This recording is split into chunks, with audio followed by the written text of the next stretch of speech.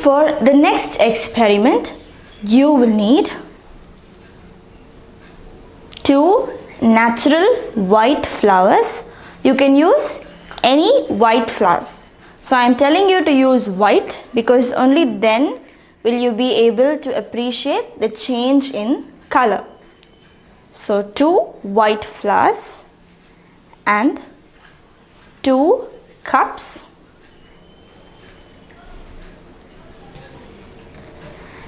and 2 different colors of food dye. So shall we begin?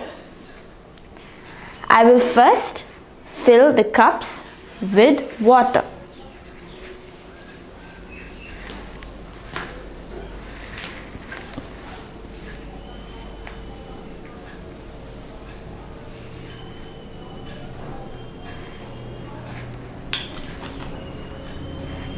The next step is to add the food dye into the water. So in 1 cup I am using pink color,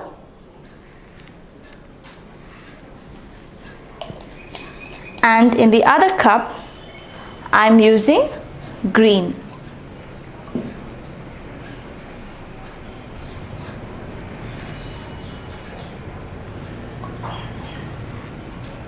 So now I have 2 cups with 2 different colors of water. The next step is to soak these white flowers in the water. Not fully, just the stalk of it.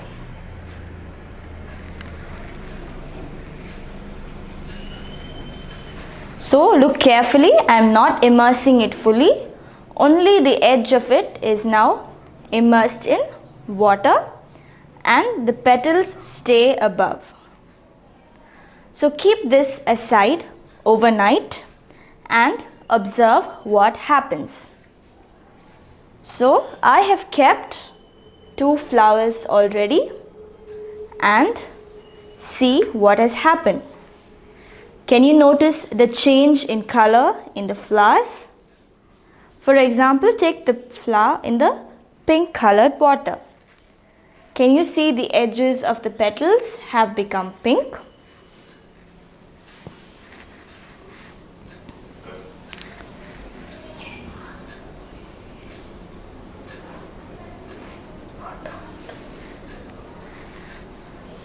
So why did the edges of the petals alone get the color, although it did not touch the water at all? So this is because of transpiration. As transpiration occurs in white flowers, the food coloring is pulled into the stem and up into the petals.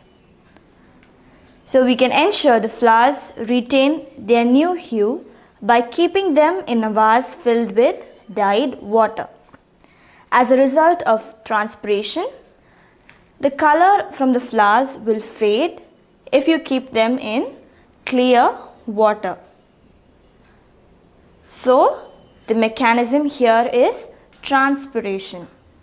Because of transpiration, the colored water, that is the water that has the food dye, is pulled up into the stem and up to the petals, causing the petals to gain color.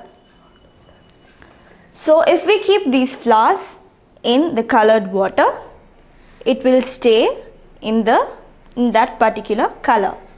However, if you place it in clear water now, it will fade and become white again. So I hope you understood why this happens.